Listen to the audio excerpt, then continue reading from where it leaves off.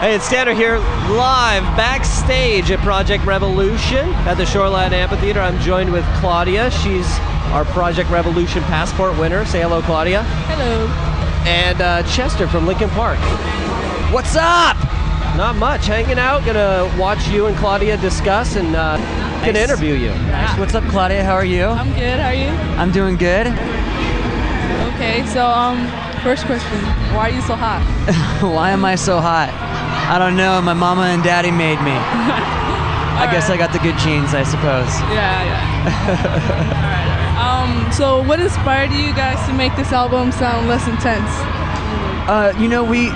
We didn't really plan on any particular kind of sound. We knew we just wanted to do something different, and we just kind of anything that sounded like it could have been on Hybrid Theory or Meteora, we just steered away from it and went with the stuff that was new and different for us, and a lot of it happened to be a little less intense and more melodic, and just kind of worked out that way. Yeah. So you think you guys are like growing up as a band?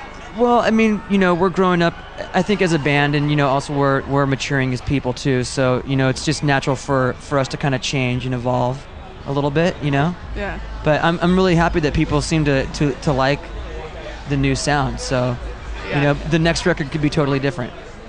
So when you first started, did you ever think the band was gonna get so big? Well, when I joined this band, I actually had a very strong feeling that this was they were a very talented group of kids, and we were all very young when I joined the band, but I had a really good feeling about this one. Before, it felt like when I was in other bands, I'd always hoped that we would do well, but there was something special about the music that these guys were writing, and getting together with them, it just kind of seemed to click really well, and we shot for the stars. All right. How or why did you guys decide to have Mike rap less in this? Well, that was actually kind of on Mike, because when Mike and I take the music and we start writing on it, typically Mike will write some melodic stuff, but mostly he'll rap on it, and he'll come in with some really cool ideas. This time around, he was writing more melodic stuff, and he wanted to hear singing on the songs rather than a lot of rapping, and so it was really more of a personal choice on Mike's end, because he just felt inspired to write more melodies, and I'm not a rapper, so Yeah. I'm not going to go in there and write any rap parts, even though I have written very few little things in the past, but everything I come up with is melodic, so it just turned out that way. And he actually made a joke about halfway through the process. He was like, I'm writing myself out of the record, and I was like, well, then you have to sing, dude. Yeah. What is the most insane thing a fan has ever done? The most insane thing a fan has ever done. I could tell you one of the grossest things a fan has ever done. A fan actually gave us pubic hair in like a jar.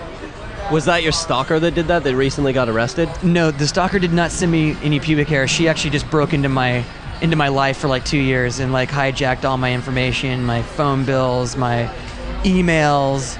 That was the craziest thing a fan has ever done. She actually like took over my life, and everything would go to her, and then she would send me what she thought I needed. Updates on your own life? Well, all my emails would go to her, and then she would filter through them and be like, oh, I think he probably wants this one, probably wants that one. And then she would intercept all my voicemails, and like she had like everybody who called me in like the last 2 years, she had like all their names and their phone numbers and who they were, like in like a circle, like in like they were like graphed down to like how close they were to me, whether they were band members, whether they were business associates, whether they were their family, and she had like hundreds of my phone records. And no life. And and no life apparently. And fortunately, she's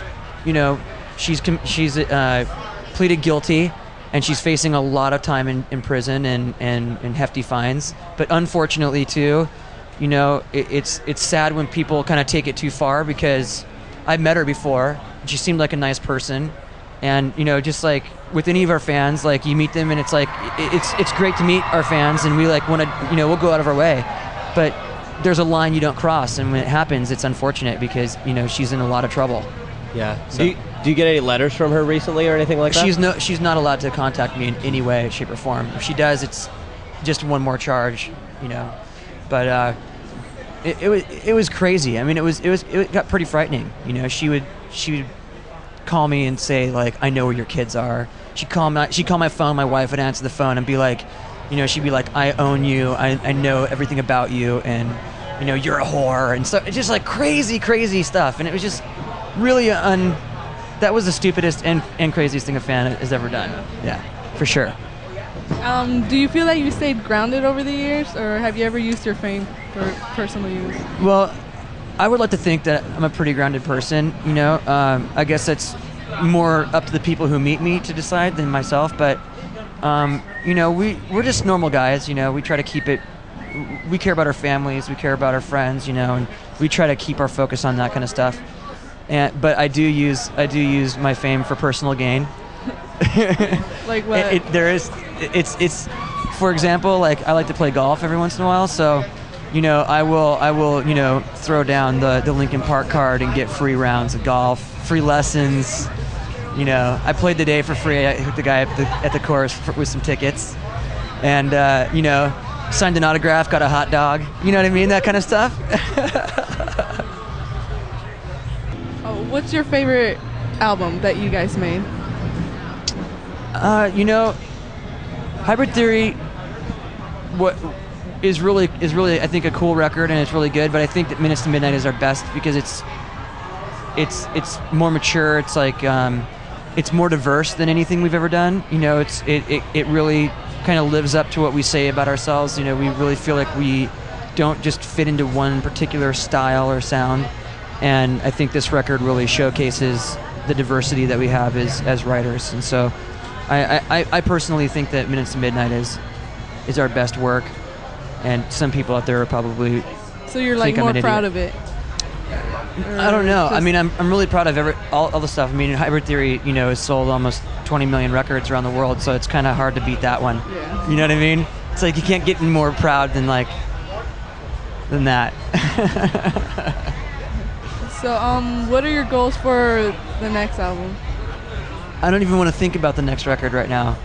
We spent so much time on Minutes to Midnight that like we're kind of enjoying playing the new music and you know, getting into the swing of things with this record. And so I don't know. I just hope that we continue on the path of like just doing what we feel is right, you know, and writing music that we feel is important. And as long as we're doing that and it's fun, then you know, I think all of our records will be good. And when it stops being fun and we stop trying to do something new and different, I think, you know, we'll have to take a little break and think about what we're doing. Say thank you. Thank you very much. You're very welcome. It's nice meeting you. Thank you, Chester. Thank you, Claudia, Passport Revolution winner. And we're going to hear a track from your CD, Minutes to Midnight, right now called Bleed It Out. Nice. Yes, it's the one and only Live 105.